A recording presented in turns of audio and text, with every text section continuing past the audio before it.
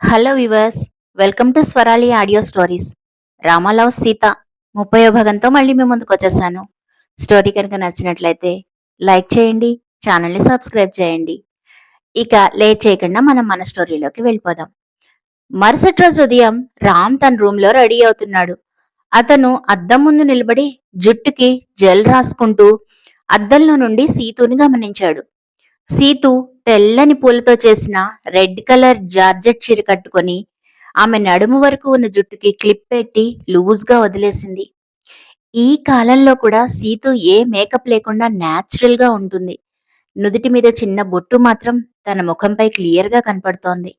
రామ్ తనను తల నుండి కాలి వరకు కళ్లతోటే స్కాన్ చేశాడు. సీతు ఆ గదిలో తెరిచి ఉంచిన కిటికీ నుండి బయట కనపడుతున్న తోట వైపు చూస్తూ ఉంది.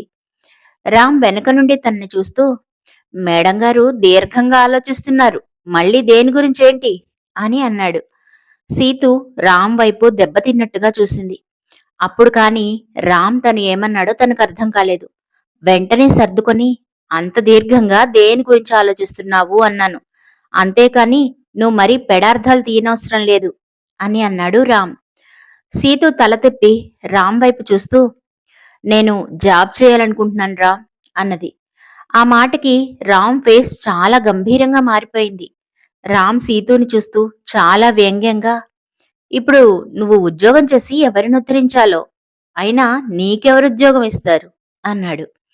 సీతు సూటిగా చూస్తూ, నాకు ఉద్యోగం ఇచ్చేవాళ్ళు కూడా ఎవరో ఒకరు ఉండే ఉంటారు. నేను చేయగలిగిన ఉద్యోగమే చేస్తాను. అయినా ఒక విషయం రామ్, నేను కేవలం నా అవసరాల కోసమే ఉద్యోగం చేయాలనుకుంటున్నాను అన్నది. రామ్ అసహనంగా, సీతూ, నీకిప్పుడు జాబ్ చేయాల్సిన అవసరం ఏమొచ్చింది? నేను నిన్ను పోషిస్తున్నా కదా. నీకు డబ్బు కావాలంటే నన్నడుగు, ఇస్తాను. అంతేకాని నువ్వు జాబ్ చేయడం నాకు ఇష్టం లేదు అని అన్నాడు. సీతు స్థిరంగా సూటిగా చూస్తూ, చూడండి రామ్, నేను మిమ్మల్ని పర్మిషన్ అడగడం లేదు. కేవలం ఇన్ఫర్మేషన్ ఇస్తున్నాను అంతే అన్నది. సీతు సమాధానానికి రామ్లో కోపం పీక్స్లోకి వెళ్ళిపోయింది. ఏయ్ చూడు, నువ్వెక్కడున్నది మర్చిపోకు. మనం ఇప్పుడు అమ్మమ్మ వాళ్ళ ఇంట్లో ఉన్నాము. ఇక్కడ ఉన్నంత కాలం నీ నోరు కాస్త అదుపులో పెట్టుకో. నీ కోపం అదుపులో పెట్టుకుని చిన్నగా మాట్లాడు. అంతేకాని గొంతు పెంచావంటే బాగోదు చెప్తున్నా. ఇక్కడున్న రోజులు ఎటువంటి ఆర్గ్యుమెంట్స్ మన మధ్య రాకూడదు. మనం తిరిగి వెళ్ళిన తర్వాత దీని గురించి మాట్లాడుకుందాం, అర్థమైందా అన్నాడు. ఇక్కడ నుంచి వెళ్ళిపోయిన తర్వాత నేను ఎలా బతకాలి? మీరు ఆవేశంలో ఒక విషయం మర్చిపోయినట్లున్నారు. ఇక్కడ నుంచి మనం వెళ్ళడానికి 6 నెలల సమయం పడుతుంది. ఈ 6 నెలల తర్వాత నేనెలా బతకాలి? నేను ఉద్యోగం చేయడంలో తప్పేముంది? నా బతుకు నేను బతకాలి కదా అని బయటికి చూస్తూ అన్నది సీతు. సీతు ఈ విషయం ఇక్కడితోటి వదిలిపెడితే మంచిది.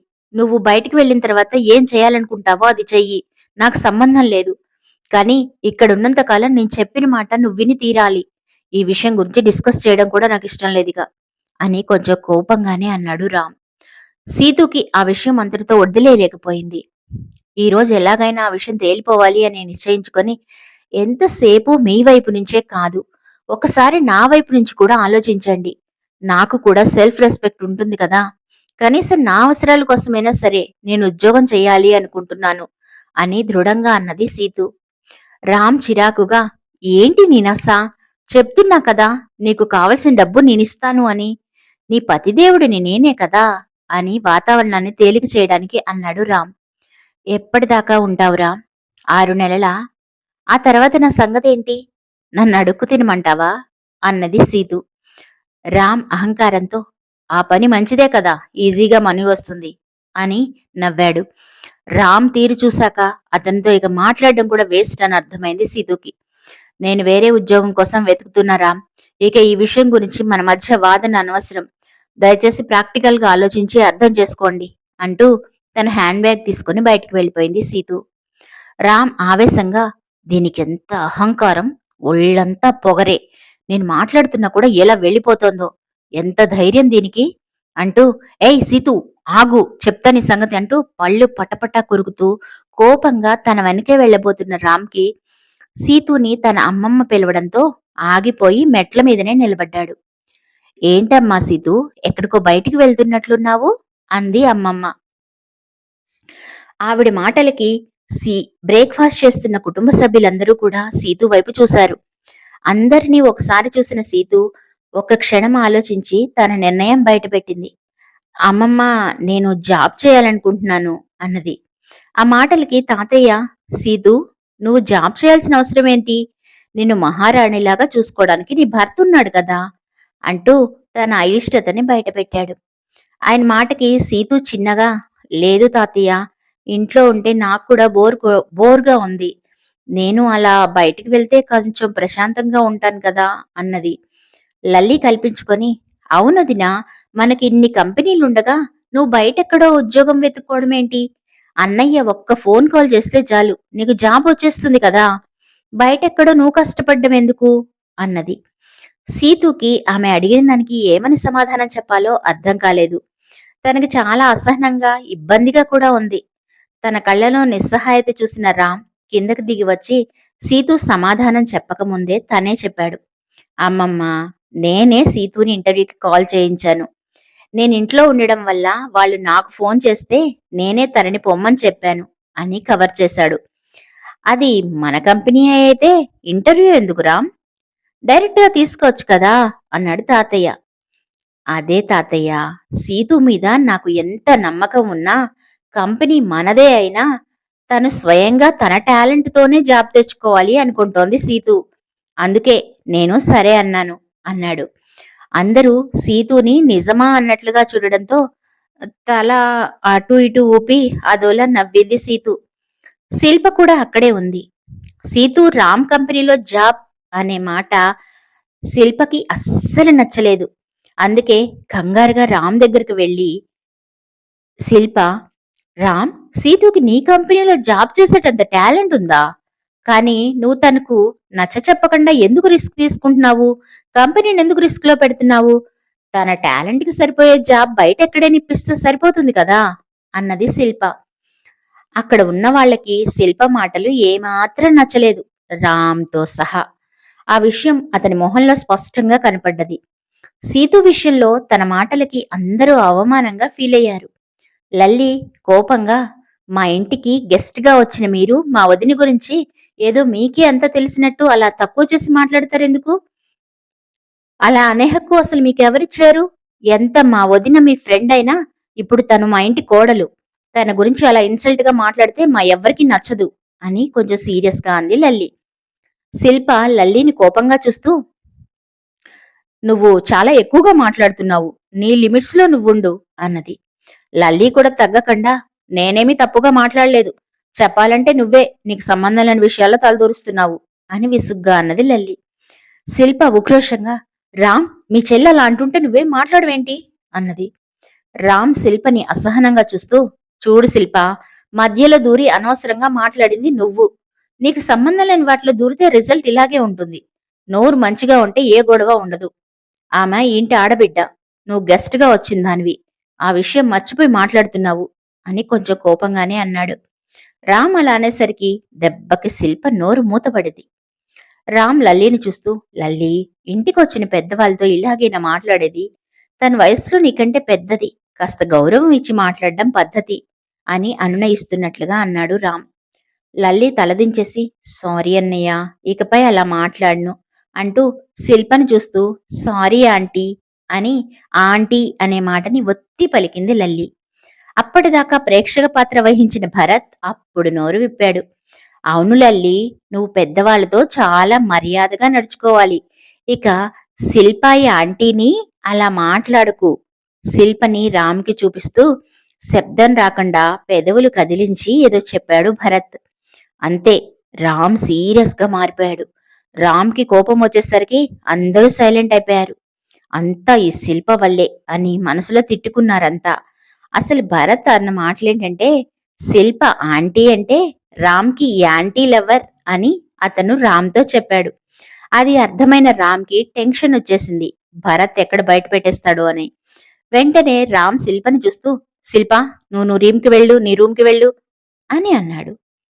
శిల్ప, "అది కాదు రామ్, నా" అని ఏదో చెప్పబోతున్న శిల్పని ఆపి, మాట్లాడకుండా "నువ్వు మాట్లాడకుండా లోపలికి పో శిల్ప. సాయంత్రం వచ్చి నేను నీతో మాట్లాడతాను. ఇప్పుడు నీ రూమ్‌కి వెళ్ళు" అని కోపంగా పళ్ళు నూరేశాడు రామ్. తనని వాళ్ళు ఇంకేమీ అడగక ముందే సీతుని తీసుకుని బయటకొచ్చి కారెక్కేశాడు. కారులో సీతు సీరియస్‌గా, రామ్, అసలు నువ్వెందుకు ఇంట్లో వాళ్ళతో అలా చెప్పావు? నేనెందుకు అందరి ముందే జాబ్ కోసం వెళ్తున్నా అని చెప్పాను కదా! అది కూడా బయట వేరే కంపెనీలో అని చెప్పాను అంటే, నాకు నీ కంపెనీలో పనిచేయడం ఇష్టం లేదు.